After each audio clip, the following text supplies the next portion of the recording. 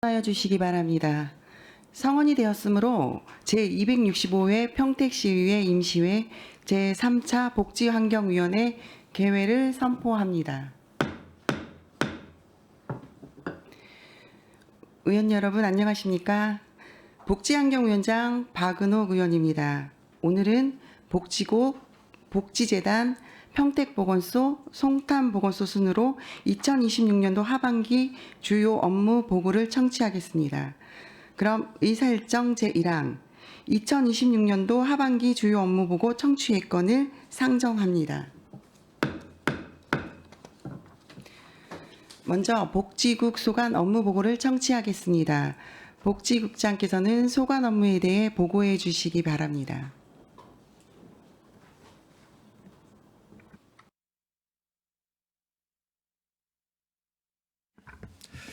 복지국장 김대환입니다. 지역사회 발전과 시민 복지 증진을 위해 애쓰고 계신 박은옥 복지환경위원장님과 강창수 부위원장님을 비롯한 여러 위원님들께 감사를 드립니다. 업무 보고에 앞서 복지국 간부를 소개해 드리겠습니다. 박선양 복지정책과장입니다. 윤경숙 사회복지과장입니다. 김은미 노인복지과장입니다. 김현순 장애인복지과장입니다. 박상환 여성보육과장입니다. 이혜정 아동복지과장입니다. 지금부터 2026년도 하반기 복지국 주요 업무 계획을 보고 드리겠습니다. 22쪽 비전 및 중점 추진 과제입니다. 복지국은 모두의 복지, 함께 돌보고 함께 성장하는 행복도시 평택을 목표로 생애 주기별 복지를 보다 촘촘히 실현해 나가겠습니다. 24쪽 제6기 지역사회보장계획 수립입니다. 제6기 지역사회보장계획은 사회보장급여법 제35조에 따른 4년 단위 법정계획으로 수립기간은 2026년 1월부터 9월까지이며 평택복지재단, 지역사회보장협의체를 비롯해 시민, 학계, 현장 전문가가 참여하는 민관학 추진단으로 민관 거버넌스를 강화해 나가겠습니다. 현재 지역사회보장 조사 완료 후 이 결과를 바탕으로 중간보고회, 의견 수렴 등을 거쳐 중점 사업을 선정하였으며 8월 중에 시민 공청회 등을 거쳐 최종 확정할 예정입니다. 보다 정밀한 정책 수립과 현장 실행력을 강화할 수 있도록 최선을 다하겠습니다. 다음은 25쪽 국가보훈 대상자 예우 및 지원 확대입니다. 국가보훈 대상자와 유가족에 대한 존중과 예우를 위해 4,554분을 대상으로 89억 원을 규모로 보훈수당과 위로금을 지원하고 있습니다. 아울러 올해 3월부터 관련 법령 개정에 따라 국가보훈 대상자 등록 범위가 사망 참전유공자의 배우자까지 확대되었으며 그 외에도 국가보훈 대상자 예우 및 지원을 위한 각종 수당 인상을 단계별로 적극 검토하겠습니다.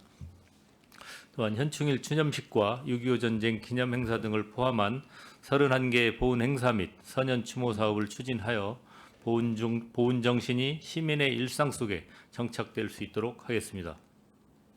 또한 보훈회원 대상으로 맞춤형 일자리를 제공하는 등 국가를 위해 헌신하신 분들의 복지 증진과 예우 강화를 위해 지속적으로 노력하겠습니다. 다음 26쪽 찾아가는 복지, 평택형 초밀착 안전망 구축입니다. AI와 빅데이터 기반의 안부 확인 체계를 통해 위기 징후를 조기에 발견하고 고립 가구에 대한 보호 체계를 강화하겠습니다. 이를 바탕으로 읍면동 중심의 주민 참여형 돌봄과 1인 1나눔 운동을 확대하여 사회적 고립 예방과 지역사회 관계 회복을 지원하겠습니다. 아울러 그냥드림 사업을 기존 1개소에서 3개소로 확대해 시민 누구나 가까운 곳에서 도움을 받을 수 있는 평택형 초밀착 복지 안전망을 완성해 나가겠습니다. 다음 27쪽 사회적 고립, 고독가구 선제적 발굴 및 지원입니다. 사회구조 변화로 1인 가구가 증가하며 사회적 고립으로 인한 고독사가 사회 문제 되고 있습니다.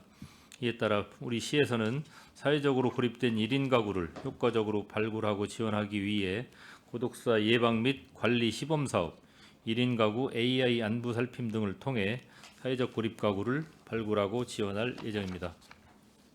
다음 28쪽 살던 곳에서 편안한 삶 평택시 통합돌봄 추진입니다. 올 3월 통합돌봄이 본격 시행됨에 따라 제도 기반을 체계적으로 마련하고 전담 인력과 서비스 연계 체계를 단계적으로 구축하고 있습니다. 평택형 통합돌봄은 노인과 장애인 등 돌봄이 필요한 시민에게 5개 영역 31개의 서비스를 통합 연계하여 의료, 돌봄, 주거 등 필요한 서비스를 적기에 제공함으로써 살던 곳에서 건강하고 편안한 삶을 유지할 수 있도록 지원하겠습니다.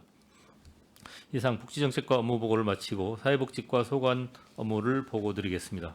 31쪽 시민이 만족하는 든든한 복지안전망 구축입니다. 우리시 맞춤형 급여 수급자는 총 39,520세대이며 이 중 중복을 제외하면 17,202세대입니다.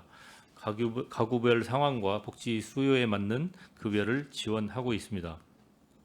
한편 부양의무자 기준 완화에도 불구하고 지원을 받지 못하는 비수급 빈곤층을 보호하기 위해 생활보장 등 심의위원회를 운영하고 있으며 6월 말 기준 총 2,058건의 권리구제를 추진하였습니다.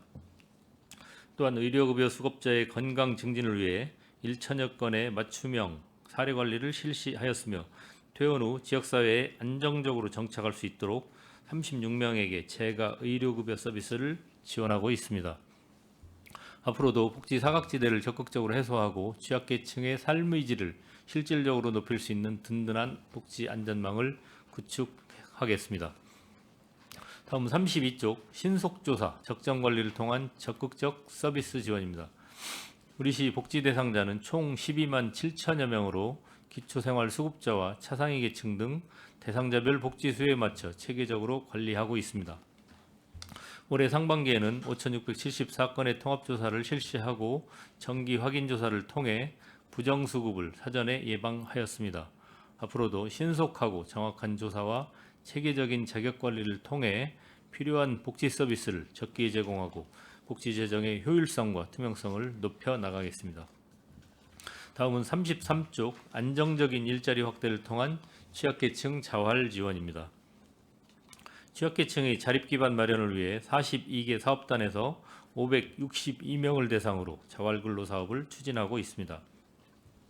특히 자원순환과와 협업한 ESG 다회용기 세척사업단 운영과 자격증 취득, 성공수당 지원 등 자활기금을 활용하여 참여자의 자립 역량을 강화하고 있습니다. 오는 10월에는 민관합동연천회를 추진하여 자활사업의 내실을 더욱 기하겠습니다. 이상으로 사회복지과 업무를 마치고 노인복지과 소관 업무를 보고드리겠습니다. 35쪽입니다. 여가와 일자리가 함께하는 활기찬 노후입니다. 어르신들의 건강하고 활기찬 노후를 위해 노인회와 4개 노인대학, 642개 경로당 운영을 지원하고 다양한 여가, 문화 프로그램을 지원하고 있습니다. 또한 4,960명에게 노인 일자리를 제공하여 공익활동과 사회서비스형 공동체 사업단 등 다양한 일자리를 통해 소득 보전과 사회 참여를 지원하고 있습니다. 앞으로도 건강, 문화 프로그램과 양질의 노인 일자리를 지속적으로 확대하여 활기찬 노후 생활을 지원하겠습니다. 다음 36쪽 건강하고 안전한 노후 생활 지원입니다. 안정적인 노후 생활 지원을 위해 기초연금 5만 7천여 분께 지원하고 있으며 저소득 어르신들을 위한 월동 난방비, 건강보험료 등을 지원하고 있습니다. 또한 맞춤형 돌봄 서비스와 응급안전 서비스, 재가노인 지원 등을 통해 어르신들이 살던 곳에서 편안하게 생활하실 수 있도록 지역사회 중심의 돌봄 체계를 운영하고 있습니다. 장기요양기관에 대해서는 264개 기관을 대상으로 지정심사와 안전점검, 종사자 교육 등을 실시하여 양질의 장기요양 서비스 제공과 안정적인 운영을 지원하고 있습니다. 앞으로도 지역사회 중심의 돌봄 서비스를 더욱 강화하여 어르신들의 삶의 질 향상에 최선을 다하겠습니다. 다음은 37쪽 어르신 행복도시를 위한 복지 인프라 강화입니다. 현재 4개 노인복지관을 중심으로 무료급식과 평생학습, 이동복지관 등 다양한 맞춤형 복지 서비스를 제공하고 있습니다. 또한 증가하는 노인복지 수요에 대응하기 위해 북부 노인복지시설 건립 사업을 추진하고 있으며 고덕 노인복지관은 2028년 상반기 개관을 목표로 단계적으로 조성하고 있습니다. 앞으로도 고령 친화적인 복지 인프라를 지속적으로 확충하여 어르신이 건강하고 행복한 노후를 누릴 수 있도록 최선을 다하겠습니다. 이어서 장애인 복지과 소관 업무를 보고드리겠습니다. 39쪽입니다. 함께 일하고 성장하는 장애인 일자리 추진입니다. 취업이 어려운 장애인에게 안정적인 소득을 지원하기 위해 장애인 164명을 대상으로 29억 원 규모로 행정복지센터와 사회복지시설, 장애인 단체 등 주요 배치기관에서 행정도우미, 사서보조, 급식보조 등의 전일제와 시간제 복지 일자리 사업을 추진하여 자립기반 마련을 강화하고 있습니다. 다음 40쪽 장애인 삶의 질 향상을 위한 서비스 지원입니다. 평택시의 등록 장애인은 올 5월 31일 기준 총 26,490명으로 장애인 복지 욕구 다양화에 대응하여 개인별 특성을 반영한 복지 서비스를 확대하고 있습니다. 장애인 활동 지원 이용자 1,527명을 대상으로 약 288억, 장애인 연금, 장애 수당은 7,246명을 대상으로 약 135억 규모로 촘촘한 돌봄 체계 및 생활 안정을 구축하고 있습니다. 또한 발달 재활 서비스, 바우처 지원, 가족 지원 센터 운영 등 장애인과 가족에 대한 돌봄도 강화하고 있습니다. 다음 41쪽 자립과 성장을 위한 장애인 복지 시설 운영입니다.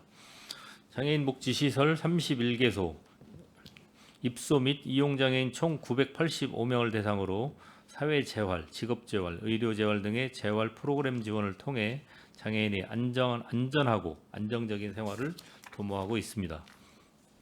또한 탈시설 장애인이 지역사회에 안정적으로 정착할 수 있도록 체험홈과 자립주택을 운영하여 시설에서 지역사회로 이어지는 자립지원 체계를 견고히 하겠습니다. 다음 42쪽 장애인 맞춤형 지원을 위한 복지 인프라 조성입니다. 평택 서부복지타운은 건축을 마치고 민간위탁 수탁기간 선정을 완료하였으며 개관 준비단 구성을 통해 차질 없이 개관을 추진하겠습니다. 평택 북부장애인복지관은 그동안 공간협소를 해소하기 위해 70평 규모의 민간건물 임대차 계약을 체결하였으며 성인 장애인 평생교육 및 가족지원 프로그램 등 서비스를 제공하여 복지관 장기 대기자 해소 및 이용 편의성을 증진하겠습니다.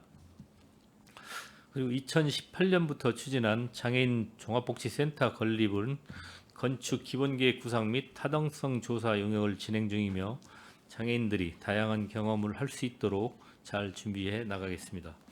이상 장애인 복지과 업무를 마치고 여성보육과 소관 업무를 보고 드리겠습니다.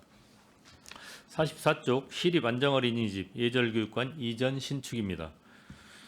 기존에 협소하고 노후화된 건물을 이전 신축하여 쾌적하고 안전한 보육 환경을 조성하고 전통문화 교육체험 시설 확충을 위해 시립안정어린이집 예절교육관 이전 신축을 추진하고 있습니다. 팽성읍 송화리 771-1번지에 조성되며 총 사업비 185억 원을 투입하여 한옥 양식으로 건축될 예정입니다. 현재 공사가 순조롭게 진행되고 있으며 27년 4월 준공 후 내년 상반기 개관을 목표로 차질 없이 추진해 나가겠습니다. 다음 45쪽 성평등 정책 기반 강화를 통한 여성 안전 구축입니다. 성별 영향 평가와 성인지 교육을 통해 성평등 정책 기반을 강화하고 여성 안심 환경 조성 사업을 지속 추진하고 있습니다. 또한 경찰과 협업하는 바로 희망팀을 8월부터 운영하여 여성폭력 피해자에 대한 신속한 지원 체계를 구축하고 피해 여성의 보호와 자립 지원도 강화하겠습니다. 앞으로 생활 밀착형 여성 안전 정책을 확대하여 모두가 안심할 수 있는 지역사회를 만들어 가겠습니다. 다음 46쪽 다양한 가족을 촘촘하게 잇다 이음 프로젝트입니다. 외국인 주민과 다문화 가족, 한부모 가족 등 다양한 가족이 지역사회에 안정적으로 정착할 수 있도록 맞춤형 지원을 확대하고 있으며 제1차 외국인 주민 및 다문화 가족 정책 기본계획은 올해 3년차로 사업을 추진하고 있습니다. 또한 올해 8월 평택시 외국인 주민센터 개설을 비롯해 한부모 가족, 청소년 부모 지원, 아이돌봄 서비스 확대 등을 통해 내 외국인이 함께하는 가족 친화 환경을 조성하겠습니다. 앞으로 정착이음, 가족이음, 문화이음 3대 프로젝트를 중심으로 다양한 가족이 함께 성장하고 서로 존중하는 포용적 가족 친화 도시 평택을 만들어 가겠습니다. 다음 47쪽 국공립 어린이집 확충 및 공보육 서비스 개선입니다. 공동주택 관리동 어린이집을 중심으로 국공립 어린이집을 지속적으로 확충하여 공보육 기반을 강화하고 있습니다. 올해 하반기에도 4개소 추가 개원 및 신규 재위탁 국공립 어린이집을 중심으로 장애아 통합 어린이집을 53개소로 확대 운영하고 보육교직원의 전문성 강화를 통해 공보육의 질을 높이겠습니다. 48쪽 보육 서비스 질 향상을 위한 어린이집 지원입니다. 어린이집 지도 점검과 운영비 지원, 시설 기능 보강을 통해 안전하고 신뢰할 수 있는 보육 환경을 조성하고 있습니다. 또한 보육교직원 처우 개선과 전문성 강화를 지속 추진하고 10개의 평택형 지원 사업을 추진하여 지역 특성을 반영한 보육 정책을 지속적으로 발굴하겠습니다. 이상 여성보육과 업무 보고를 마치고 아동복지과 소관 업무를 보고드리겠습니다. 50조 아동 돌봄 및 보호체계 강화입니다. 평택시는 18세 미만 아동이 약 9만 4천 명으로 맞벌이 가구 증가와 돌봄 수요 확대에 대응하여 지역 중심의 촘촘한 아동 돌봄 체계를 구축하고 있습니다. 먼저 가족 돌봄 수당 지원 사업입니다. 24개월에서 36개월 미만 아동을 친인척이나 이웃이 돌보는 양육 공백 가정 191세대에 돌봄 수당을 지원하여 가정의 돌봄 부담을 실질적으로 완화하고 안정적인 양육 환경을 조성해 나가겠습니다. 또한 현재 다함께 돌봄센터 19개소를 운영하고 있으며 초등돌봄 수요 증가에 맞춰 돌봄 인프라를 지속적으로 확대할 계획입니다. 특히 의무 설치 대상 외에도 초등돌봄 수요가 높은 지역에 선제적으로 대응하기 위해서 기존 공동주택을 대상으로 공모를 추진하였으며 고덕동과 동삭동에 각각 1개소씩 추가 설치를 추진하고 있습니다. 다음은 51쪽 아동의 행복한 아동 친화도시 조성입니다. 우리 시는 지난 6월 유니세프 아동 친화도시 상위 단계 인증을 획득하여 경기도에선 8번째, 전국 45번째로 상위 도시로 선정이 되었습니다.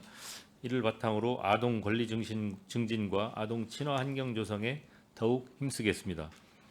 하반기에는 서부권 파범 놀이터 운영과 디지털 범죄 예방 교육, 찾아가는 아동 권리 교육을 확대 추진하고 아동 친화 도시 거버넌스 운영과 제4기 아동 권리 옹호관 선발, 유니세프 표준조사 용역을 통해 정책 추진 기반을 더욱 강화하겠습니다. 다음은 53쪽 보호아동의 안전하고 건강한 성장입니다.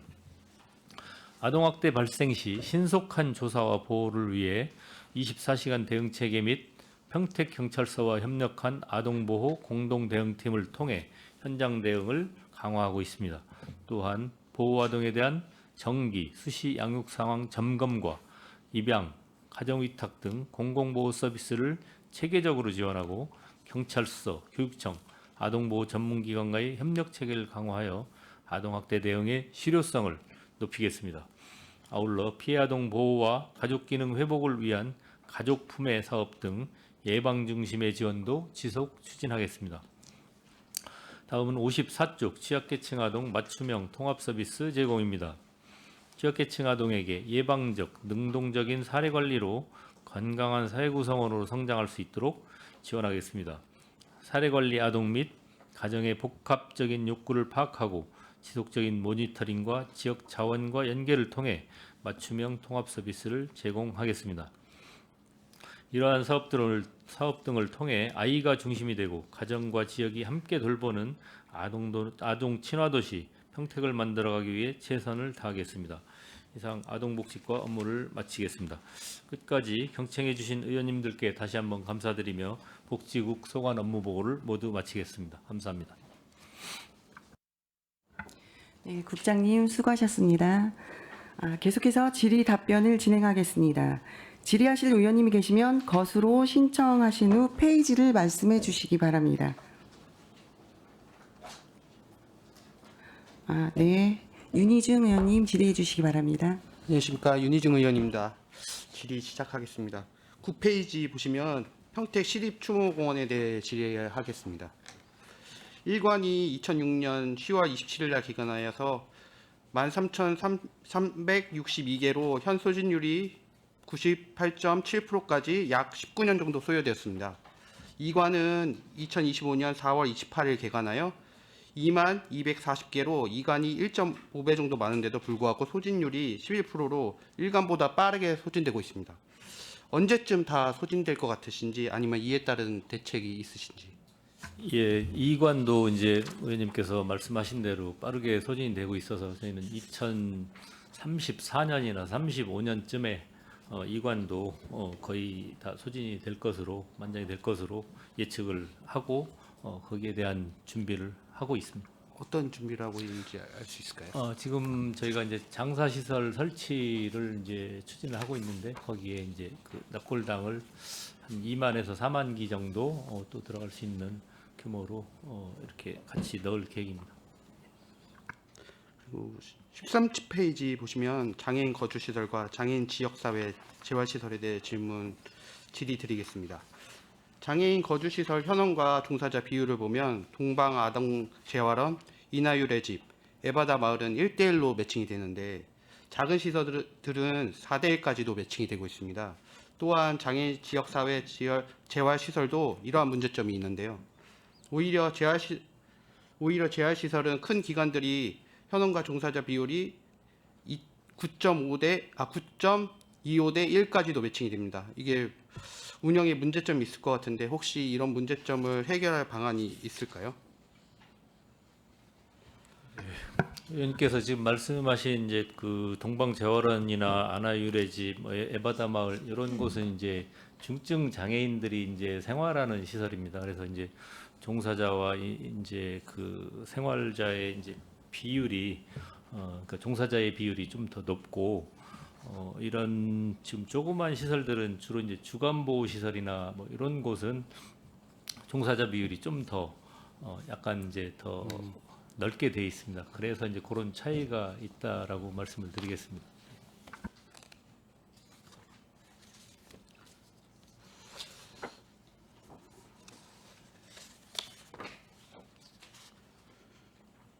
그리고 53페이지에 대해 질의하겠습니다.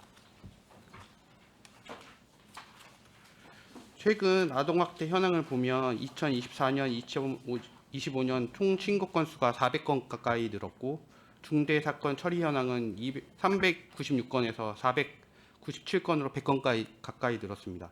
이에 대한 해결 방안이 있을까요? 지금 아동학대 관련한 부분은 신고가 이제 들어오면 대응하는 체계이고요. 2021년부터 이제 이 아동보호 체계가 우리 공공에서의 역할로 전환이 되고 나서 지금 사실은 좀 우리가 그때쯤 해서 이제 아동학대, 아동 권리에 대한 거 이런 것들을 이제 보편적인 의무 교육으로 전환이 되어졌거든요. 그러면서 이제 아동들도 그리고 그 주변에 이제 그 아동을 보호하고 있는 이제 의무 종사자 이런 분들도 그렇고 이제 아동의 어떤 권리, 아동의 이익을 우선으로 해서 봤을 때 학대라고 생각되어지는 모든 사항들에 대해서 좀 신고가 많이 들어오는 상황이라고 보시면 되시고요. 그래서 2025년도에 보시면 알겠지만 신고 건수 대비 아동 학대로 그 선정이 되는 거는 한 57% 요 정도고 기본적으로 연도별로 아동 학대로 확정이 되어진 비율을 보면 거의 좀 그 비슷한 건수로 지금 되어지고 있는 걸 확인하실 수 있으실 겁니다. 예. 이게 대책에 대한 부분은 우리가 지금 제도적으로 아동들의 어떤 이익을 우선한 그런 다양한 형태로 지금 하고 있고 우리 시는 그래서 가족 포매라고 해서 좀 예방적인 차원에서 아동 양육에 조금 미숙한 부모님들이나 이런 분들을 그 사전에 예방하고 기능적인 가족 기능적인 부분들을 좀 더 알려드리기 위한 그러한 서비스 그런 프로그램을 만들어서 대응하고 있다라는 말씀드리겠습니다. 저도 이게 추진 계획을 보다 보니까 이게 아이들이 피해를 입고 난 뒤에 대한 사후 대책에 대한 프로그램들이 많은 것 같더라고요. 근데 가족부메 같은 경우는 제가 봐도 아동학대의 80%가 부모에 때문에 일어나잖아요. 요거 가족부메에 대한 운영을 강화해 주셨으면 좋겠습니다. 네, 그러겠습니다. 네. 질의 마치겠습니다. 네, 또 질의하실 의원님 계십니까?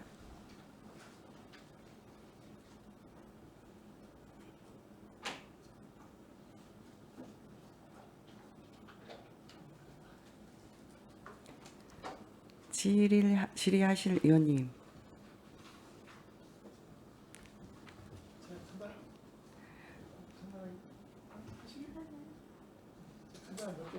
네, 정일구 의원님 질의해 주시기 바랍니다. 네, 국장님 안녕하십니까? 정일구 의원입니다. 과장님들 안녕하십니까? 우리 복지의 최일선에서 뛰시느라고 정말 고생 많으신 국과장님 항상 감사한 마음 갖고 있습니다. 업무 보고회기인데 저희가 이제 10대 들어 처음 하는 업무 보고입니다. 그래서 좀 몇 가지 좀 간단한 부분들 좀 여쭤보고 궁금한 부분들 좀 물어보도록 하겠습니다. 저희가 이제 그 구대의에서 우리 복지국의 가장 큰 변화는 사실 노인장애인과가 노인복지과랑 장애인복지과로 분리된 부분, 그리고 이제 이 부서 안에 있던 평생학센터나 도서관이나 이런 그 과가 다 이렇게 교육국으로 이전한 부분들이 가장 큰 일인 것 같습니다. 근데 지금 어떻게 과가 분리되니까 좀 어떻습니까, 상황이? 그 부분은 이제 우리 당사자들이 네. 일단 제일 반기시고 네네. 그동안 염원해 네. 왔던 부분이라서 이제 네네. 당사자들은 당연히 좋아하시고 우리 내부에서도 이제 업무를 보다 좀 더 체계적으로 네, 이렇게 이제 좀 살필 수 있는 그런 계기가 이제 되었습니다. 다만 이제 그 인력 보강은 이제 좀 생각만큼 네. 되지는 않아서 이제 네. 직원들은 좀 힘든 부분이 있어서 앞으로 그런 부분들은 좀 개선이 좀 됐으면 좋겠습니다. 그 말씀 드리려고. 지금 저희가 이제 과가 분리가 돼서 아주 환영할 일입니다. 타 시군들 주변에 이제 시군들이 많이 분리가 돼 있었는데 저희가 이제 뒤늦게 분리가 된 상황이고, 그런데 이제 지금 조직도를 봐도 팀 체제가 지금 3개 팀으로 운영이 되고 있습니다. 사무관급의 이제 과로 분리가 됐음에도 이제 팀이 3개 팀이다 보니 사실 실질적으로 이게 체감이 되겠느냐. 저희가 이제 한 개 팀 과에도 많을 때는 5, 6개 과 팀이 있을 때가 있었지 않습니까? 그런데 이게 지금 나눠도 팀 수가 지금 거의 고정이다. 하울링이 나네. 그렇기 때문에 이 부분은 조직 체계에서 좀 빨리 더, 왜냐하면 이 장애인, 노인 이 양대 축이 사실은 약자 그 부서의 가장 대표적인 부서 아닙니까? 그렇기 때문에 팀을 좀 충원을 해서 이 부분이 조금 더 업무가 세분화 좀 돼서 우리 부서의 직원들의 경무도 좀 해소해주고, 그리고 민원인들도 보다 전문적인 서비스를 받을 수 있게 해야 된다라는 말씀을 좀 드리고 싶습니다. 사무관 분리된 거는 너무 좋은데, 과 분리된 건 좋은데 그 이후에 후속 조치가 지금 현실적인 어려움이 있는 거로 알고 있지만 그래도 노력해 주십사 부탁드리겠습니다. 많이 좀 도와주십시오. 예, 저희들 같이 고민했으면 좋겠습니다. 저도 하여튼 노력하겠습니다. 팀이 더 생길 수 있도록, 부서가 더 세분화될 수 있도록 노력하겠습니다. 그 2쪽, 3쪽에 보면은 일반 유연항에 보면 복지타운 있어요. 그 복지타운 중에 팽성 복지타운을 좀 얘기하지 않을 수가 없는데, 저희가 지금 팽성 복지타운이 사실 공간이 많이 협소해지고 있습니다. 처음에 팽성 복지타운이 건립되었을 당시에는 공간이 여유가 굉장히 많아서 이것도 들어오고 저것도 들어오고 많이 들어왔었어요. 그래서 영어교육센터가 지금 그 안에 자리를 잡고 있습니다. 그런데 지금 그 노인복지 관련된 시설들이나 노인대학 아니면은 여러 가지 시설들이 지금 굉장히 협소해지고 있는 상황이어서 이 정도면은 영어교육센터를 빨리 밖으로 좀 이렇게 이동을 시켜야 되는 그런 상황입니다. 지금 어떤 노력이 좀 있나요, 이게? 저희 부서에서 노력할 수 있는 영역이 없나요? 그래서 이제 의원님께서 이제 말씀하신 대로 이제 그 공간이 좀 부족한 부분이 있어서 이제 좀 네. 일부라도 해소하기 위해서 저희가 재작년인가요? 그 4층에 이제 그 어르신들 그 당구라든가 탁구를 하실 네. 수 있는 그런 공간들은 좀 더 보강을 해서 했습니다만 그래도 이제 좀 아쉬운 점이 있어서 네. 그 영어교육센터를 이제 그 다른 곳으로 이전하는 부분에 있어서는 한 2, 3년 전에도 이제 논의가 있었는데 네. 그때 이제 마땅한 대안이 없어서 그때 당시에는 뭐 예산 문제라든가 여러 가지가 좀 겹쳐서 잘 진행은 안 됐었는데 그 부분은 한번 저희가 내부적으로 한번 좀 더 지금 저희 지금 그 우리 부서에서 하는 것 중에는 시립 어린이집하고 그 예절교육관 예담제 지금 내년 4월 준공 예정 아닙니까? 그 팽성 도서관이 이쪽으로 이전하게 되면 그 팽성 도서관 건물을 좀 영어교육센터가 쓸 수 있게 좀 빨리 내보내는 제가 볼 때는 적절합니다. 아주 그 건물을 단독으로 영어교육센터가 쓰는 거는 아주 적절하기 때문에 제가 볼 때 그게 회계과로 이관이 됐을 때 우리 시에서 그 팽성까지 들어가서 그 공간을 사용할 부서는 없을 것 같아요. 그렇기 때문에 노약자 시설 뭐 아니면 어르신들 시설이나 아니면 뭐 아이들을 위한 시설 요 정도 선에서 마무리될 것 같은데 그 좀 잘 검토해 주시고 뭐 영어교육센터가 우리 부서의 소관 그 기관은 아니지만 그래도 좀 관심 있게 보시고 좀 빨리 내보냈으면 내보내는 게 정답인 것 같습니다. 예, 해당 부서하고 한번 좀 협의해 보겠습니다. 네, 네. 얼마 안 남았습니다. 그래서 내보내고 리모델링해서 그 노인복지로 저희가 활용하는 게 맞다라는 생각을 좀 갖습니다. 그 사쪽 보훈 및 안보단체 25쪽 질문하고 같이 겹치는데요. 저희 지금 의원님들이 많이 이야기하지 않을까 싶습니다. 이 보훈단체 지원하는 부분에 있어서 뭐 최주성 의원께서 7분 발언도 했고 저희들이 뭐 원하는 모든 걸 다 해드릴 수는 없을 거라고 봅니다. 그러나 적어도 모두가 다 동의하는 건 뭐냐면 그래도 평택시가 다른 시군에 비해 이 유공자분들 보훈 유공자분들에 대해서 예우를 충실히 하고 있다. 라는 거에 대해서 이런 도시가 되어야 된다라는 거를 저희들이 뭐 이견이 있는 사람은 아무도 없을 겁니다. 그렇기 때문에 이 부분에 대해서 각별히 좀 신경을 써주십사 드리는 말씀입니다. 물론 뭐 사연이 많습니다. 네, 그 이야기가 또 전부도 아니고 알고 있습니다. 그런데 과하지 않을 것 같습니다. 그래서 이 국가 유공자분들에 대한 예우에 좀 더 신경 써주셨으면 고맙겠습니다. 제가 개별 항목을 이야기하지는 않을게요. 뭐 명예수당이 어쩌고 뭐 이런 얘기는 그건 뭐 하지 않을 테니까 좀 잘 좀 해주셨으면 좋겠고 특히 이제 보훈회관 이전 신축에 대한 부분을 저희가 계획 좀 어떻게 고민하고 계십니까? 네, 보훈회관 이전 신축은 이제 저희도 많이 고민하는 상황인데 이제 그 현재 있는 보훈회관이 네. 사실 이제 16년 차입니다. 그래서 네. 그 새로 건립하기에는 아직은 좀 네. 그 기간이 많이 견고하지는 않아서 네.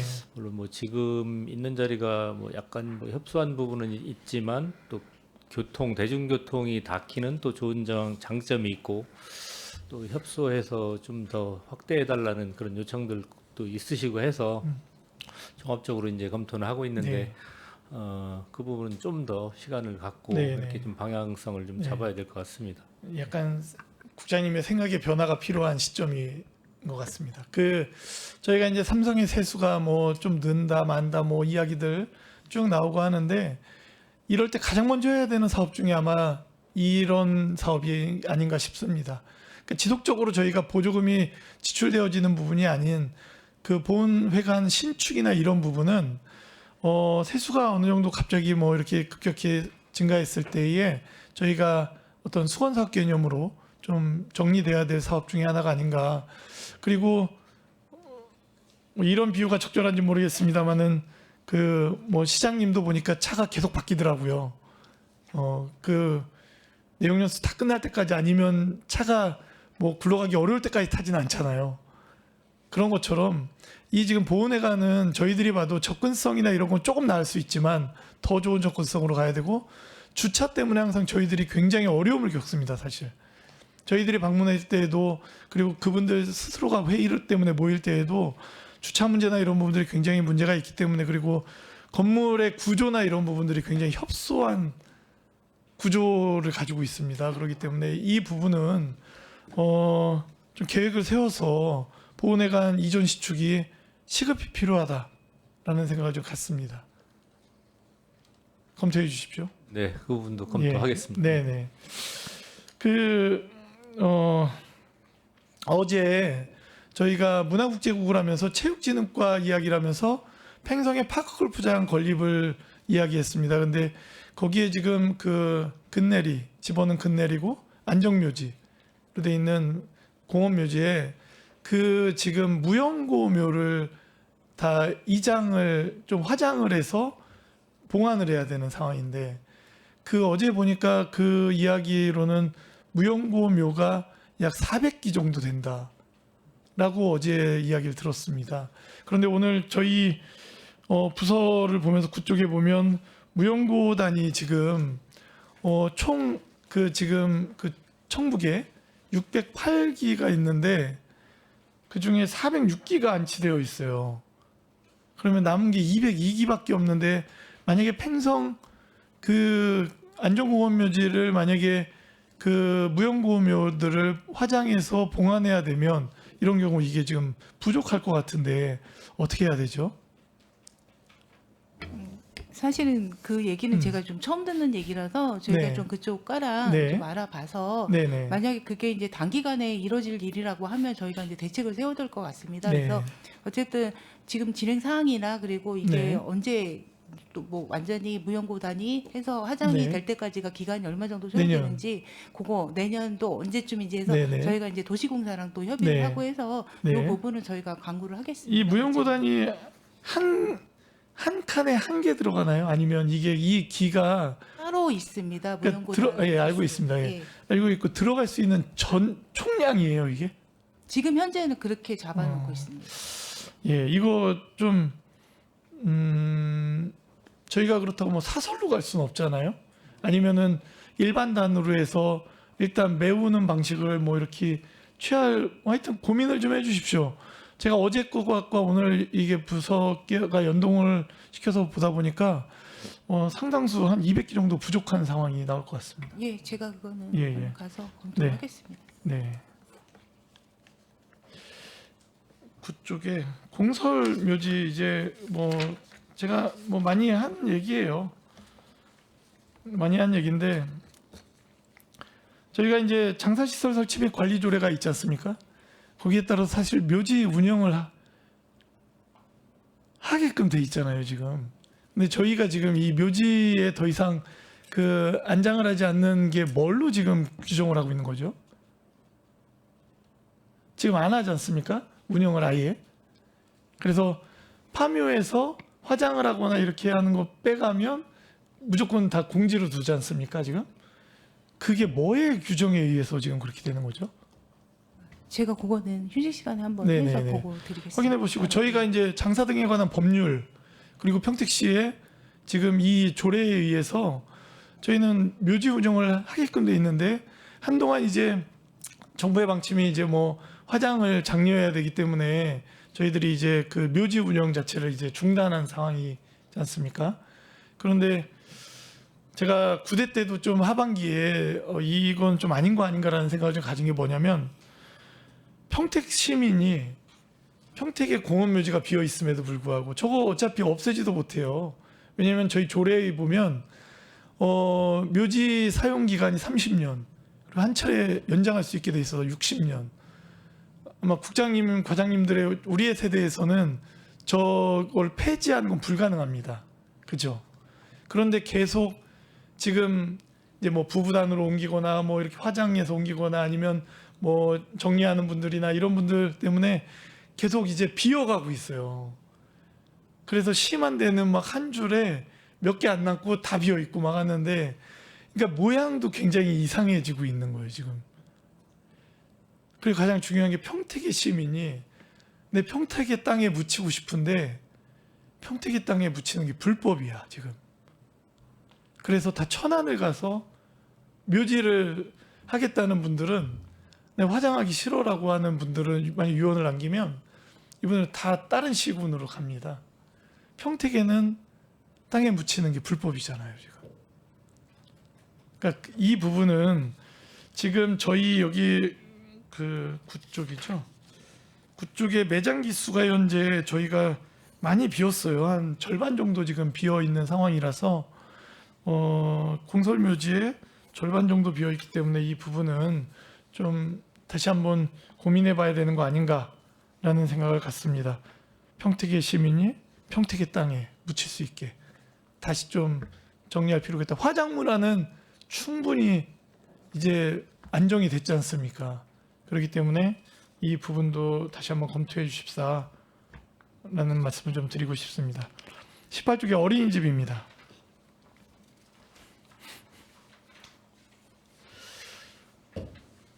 신도시의 어린이집 상황이 상당히 안 좋습니다 지금.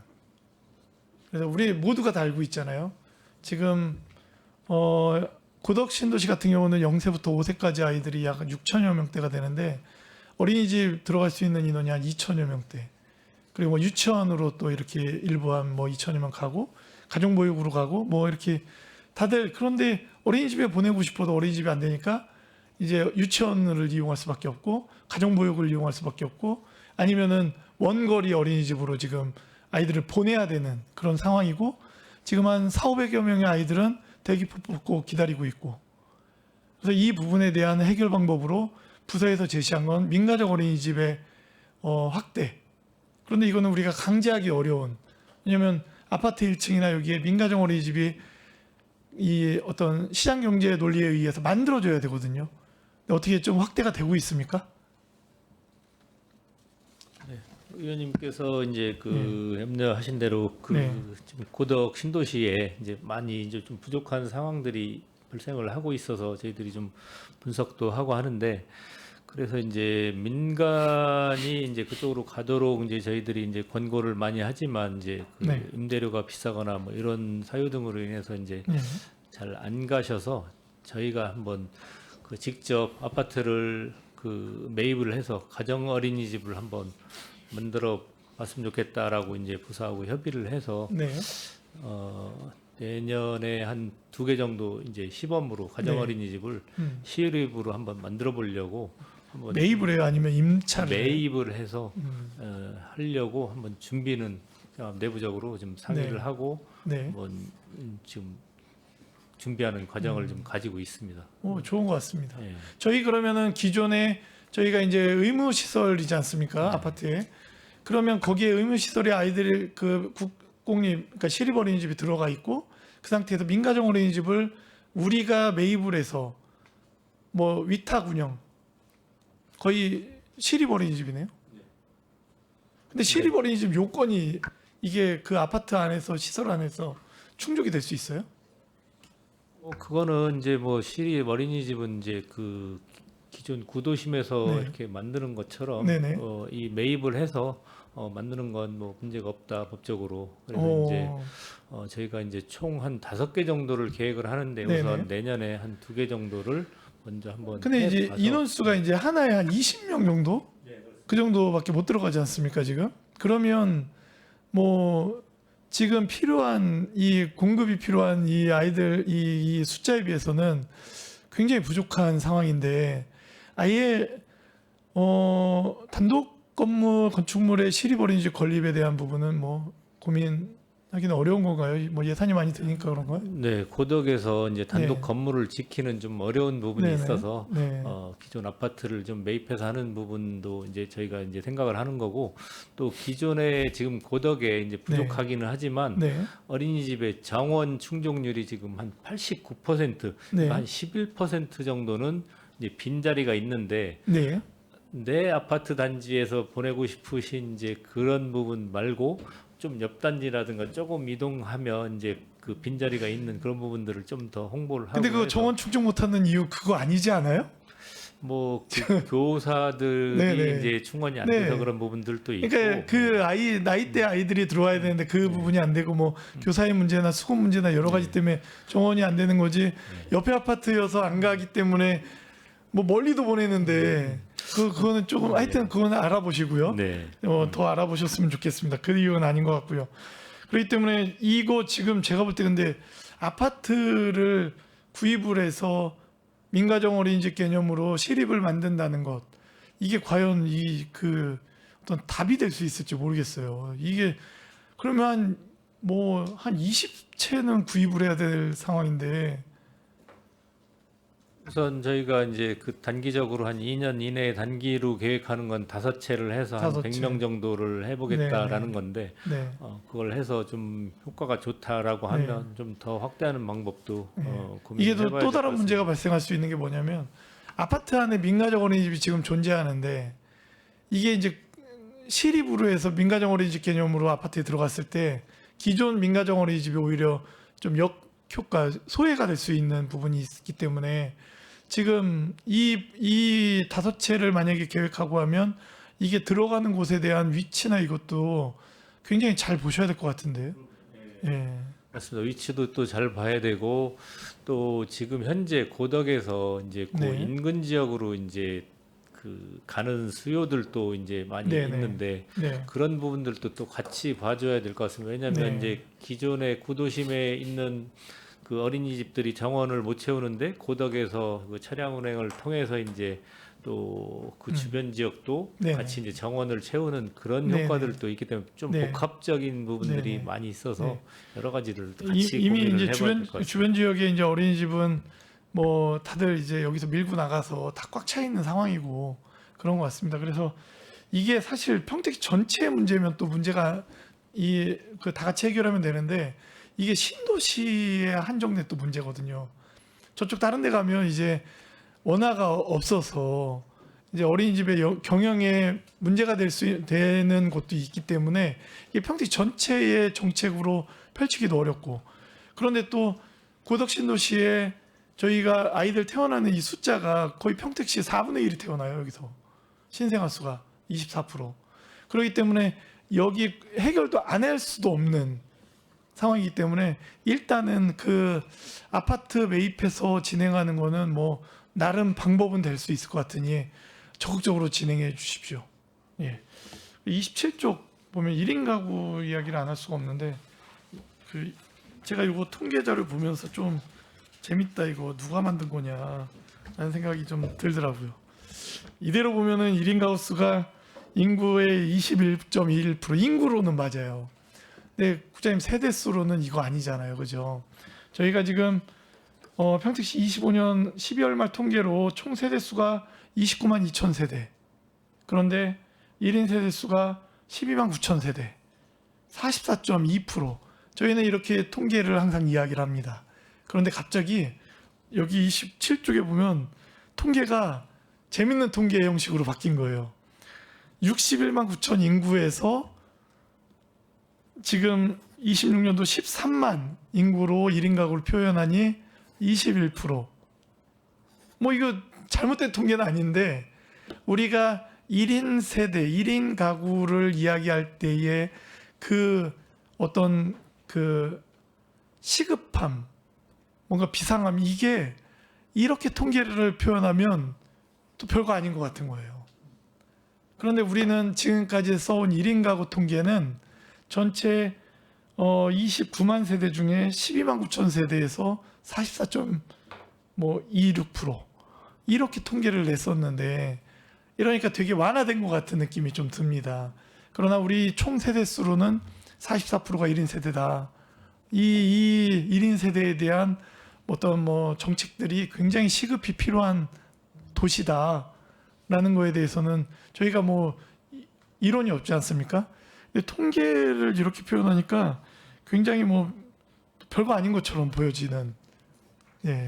네, 의원님께서 말씀하신 사항을 저도 이제 네, 우리 네. 해당 부서에 네. 이제 얘기를 했는데 이제 네. 예를 들면 청년층도 네. 23년도에는 이제 세대로 하면 40.2%고 26년도에는 지금 38.3%다. 네, 근데 네. 지금 인구로 이렇게 하니까 좀 적어 보이는 부분이 있어서 이걸 같이 좀 네. 표기를 세대에 네. 대한 퍼센트도 네. 같이 표기를 하자 이렇게 네. 얘기를 했습니다. 네.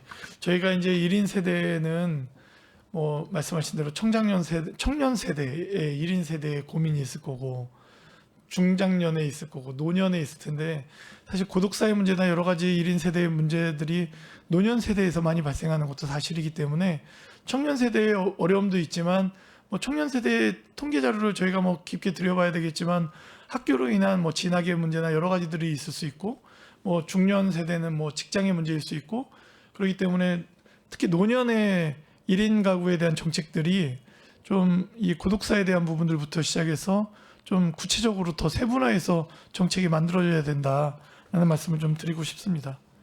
예. 위원장님 이상입니다. 네, 수고 많으셨습니다. 또 질의하실 의원님 계십니까?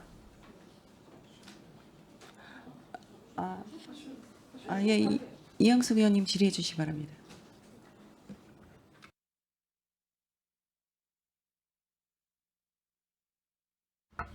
안녕하세요. 이양숙 의원입니다. 네. 제가 좀 안경을 쓰고 우리 그 페이지 7페이지부터 좀 보겠습니다. 처음부터 그 7페이지에 보면은 우리 국민기초생활보장 수급자 차상위 계층 의료급여 이렇게 쭉 있는데요. 당구장 표시하시고 이렇게 국민기초생활보장 수급자하고 보장별 중복 포함, 그다음에 또 차상위 계층은 보장별 중복 포함, 그다음에 의료급여는 보장별 중복 제외 이렇게 기재해 놓으셨어요.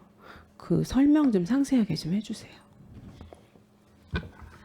네, 보장별 중복 포함 같은 경우에는 이제 기초수급자 같은 경우가 주거나 의료나 이렇게 다 하나의 항목을 지원을 받으시는 게 아니라 어떤 분들은 주거 받으시면서 의료도 받으실 수가 있고 아니면 생계까지 교육급여까지 다 받으시는 분들이 계십니다. 그래서 그런 걸 이제 표시를 해놓은 거고요. 그다음에 이제 중복별 제외다라고 같은 경우에는 맨 위에 국민기초수급자의 현황에 그 의원님께서 아래층에 보시면 중복자 포함하고 제외했을 때 저희가 17,202세대 요 세대를 기준으로 했을 때 의료급여를 이제 계산한 겁니다.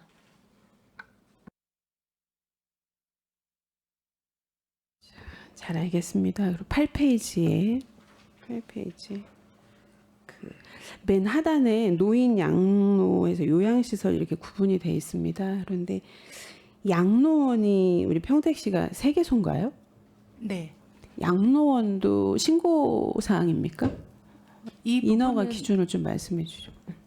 양로원이요? 이거는 제가 좀 자료를 드려야 될 것 같습니다. 양로원에 대해서는 저희가 이제 새로 등록을 하고 나는 경우가 거의 없어서 제가 요거는 등록 기준이라고 한 거는 따로 좀 보고를 드리겠습니다. 네, 그 좀 자료 좀 부탁드릴게요.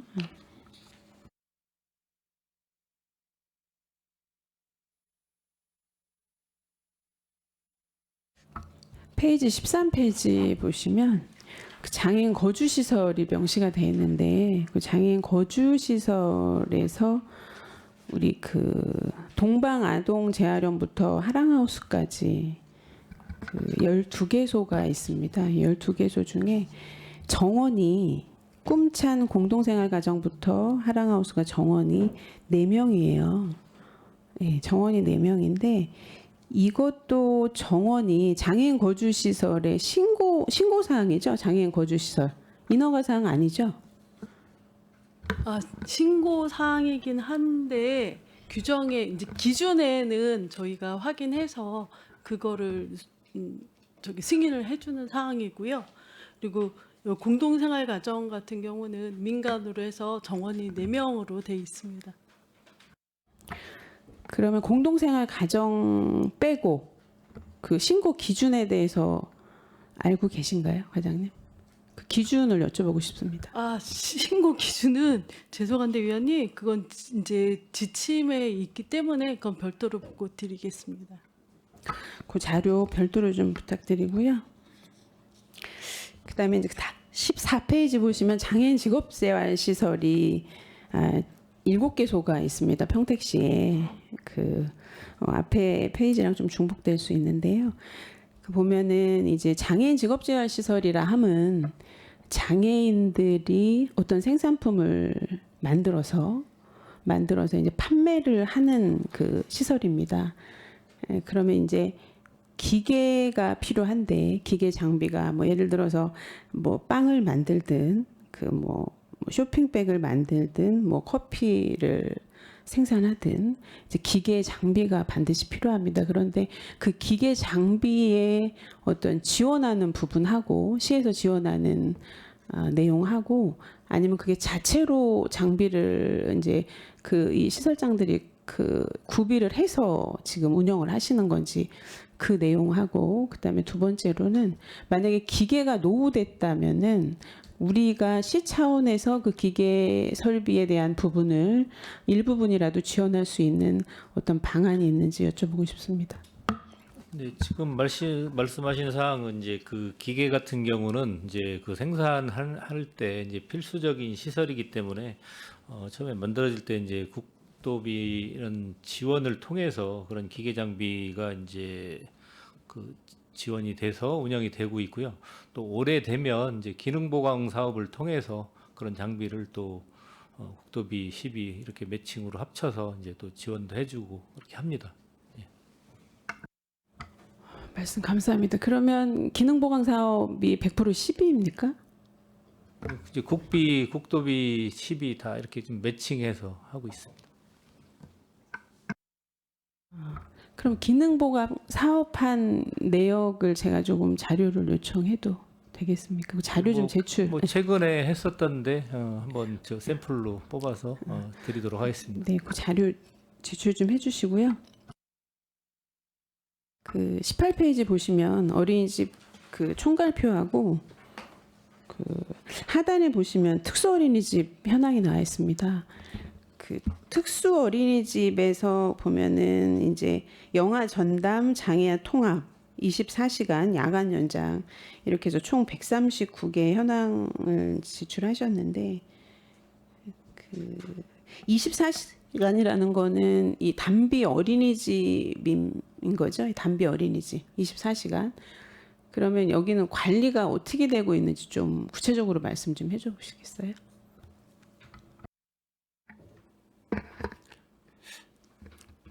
관리라고 하시면 그 보육 교사 그 보육에 관한 거 말씀하시는 건가요?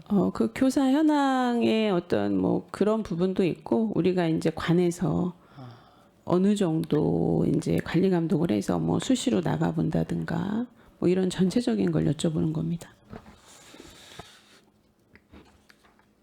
의원님 제가 죄송한데 제가 이제 지금까지 알고 있는 바로는 특수 어린이집에 대해서 특별 점검을 한다든지 하는 거는 없는 걸로 알고 있고요. 전체 우리 이제 어린이집 378개소에 대해서 지도 점검하는 과정 중에 그냥 그 하나로서 점검을 받고 있는 걸로 알고 있습니다.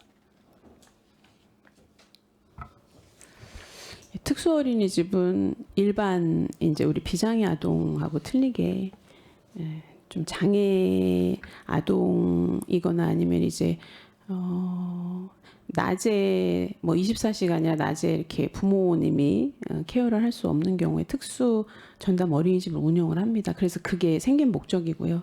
그럼 이제 24시간이라는 거는 그 공무원분들이 근무하는 시간 내에만 지금 관리 감독을 하신다는 건데 24시간이라는 거는 거기서 아이가 먹고 자고 한다는 걸로 제가 이해를 하는데 그런 부분 특수 어린이집에 대한 부분 관리 감독은 따로 조금 이렇게 계획을 세우셔야 돼요. 장애아 통합 어린이집이라는 거는 장애 아동하고 비장애 아동하고 같이 통합 보육을 한다는 거 아닙니까? 그러면 일단 여기는 좀 더 우리 과장님들이랑 국장님이 조금 더 관리 감독을 좀 철저히 하셔야 될 부분이 있습니다. 일반 아동에 있는 어린이집도 마찬가지지만 그 부분 좀 신경 써주셨으면 좋겠습니다.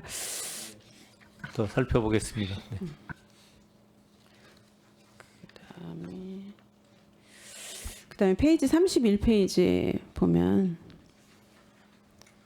시민이 만족하는 든든한 복지 안정망 구축해갖고 우리 보면은 중간 정도에 보시면 부정수급자 방지 및 사후관리 강화라는 부분이 있습니다.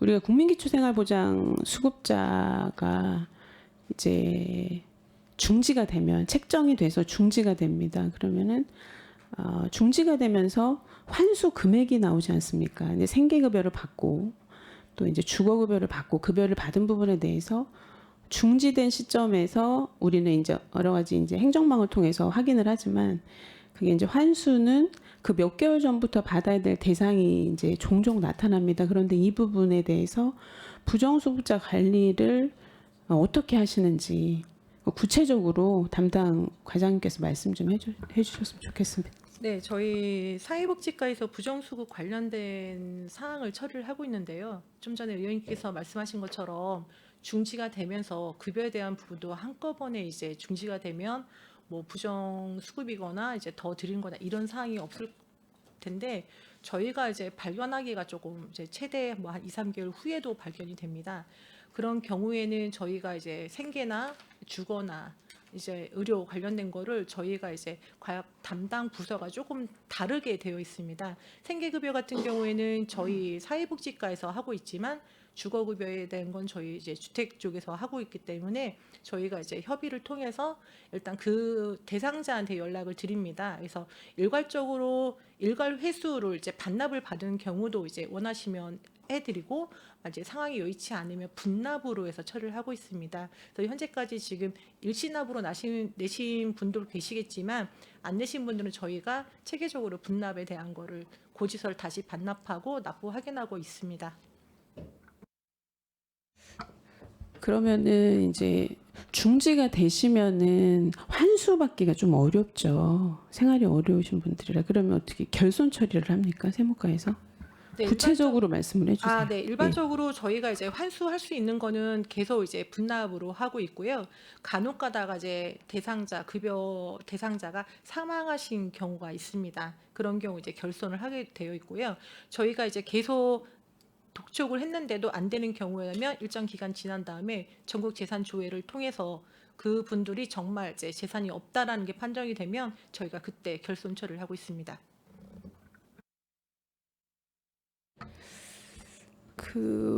환수 조치를 해서 결손 처리는 사실 이제 결손의 대상이 돼야 되잖아요. 이제 뭐 환수할 능력이 없다거나 사망을 해서 망자가 됐다거나 여러 가지 사유가 있습니다. 근데 그거 아마 세무과에서 하고 있죠.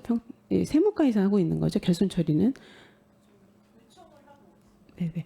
그러면은 길지는 않고 한 2년 정도 복지급여 부정수급자 결손 처리 현황.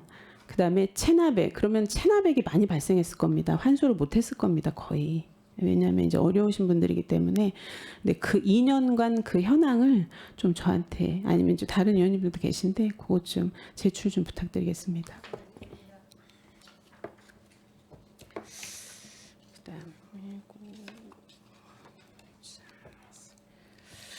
그다음에 페이지 40페이지 보시면 장애인의 삶의 질 향상을 위한 서비스 지원 이제 목록이 있는데요. 우리 장애인복지법상의 그 장애 범주가 15개 맞습니까? 15개? 장애인복지과장님 15개 맞습니까? 이게 올해 하나가 추가돼서 16개입니다. 추가된 장애명은 췌장 뭔지? 장애입니다. 네, 췌장. 그러면 이제 지체장애부터 우리 기타에 들어가겠죠. 췌장은 기타에 들어가는데 그렇습니다. 우리 장애 그 범주가 16개라고 지금 과장님께서 말씀하셨는데 우리가 그러면 장애인 그 등급을 재판정하는 장애명에 대해서 말씀해 주시고요. 네. 장애명에 대해서 좀 여쭤볼게요. 네. 여러 가지 이제 16개가 있는데 그 영구장애가 있고 지체장애 같은 경우는 재판정할 필요가 없죠. 재판정하는 장애명이 있습니다. 범주가. 그거 좀 여쭤보겠습니다. 재판정이 해야 되는 장애명이 제가 그것까지 확인은 못해서 그건 별도로 말씀을 드리고요. 전에 보면 진단서 상에 영구장애로 이제 의사 선생님이 확정된 장애인들은 영구장애로 가고 재판정을 뭐 10년 후에 받아야 된다, 뭐 얼마 후에 받아야 된다라고 이제 거기 진단서 상에 돼 있으며 예전에는 재판정을 받았습니다. 근데 이제 지금 좀 어떻게 됐는지는 다시 확인해서 별도 보고 드리겠습니다. 제가 알기로는 제가 아는 소견으로는 정신장애가 아마 2년에 한 번씩 받는 걸로 제가 알고 있고요. 네. 그다음에 이제 그 신장 투석하는 또 신장 장애가 있습니다. 그거는 이제 완화될 수 있는 장애라고 보는 겁니다.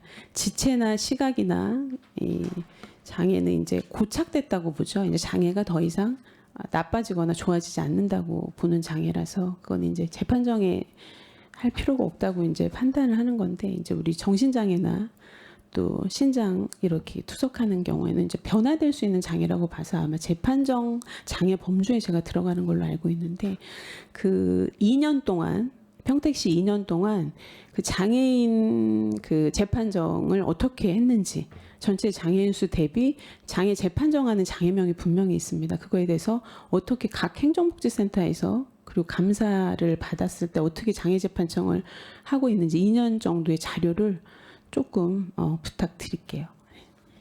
2년간 장애인 재판정 받은 대상자 현황을 제출을 드리면 될까요? 네. 예, 알겠습니다.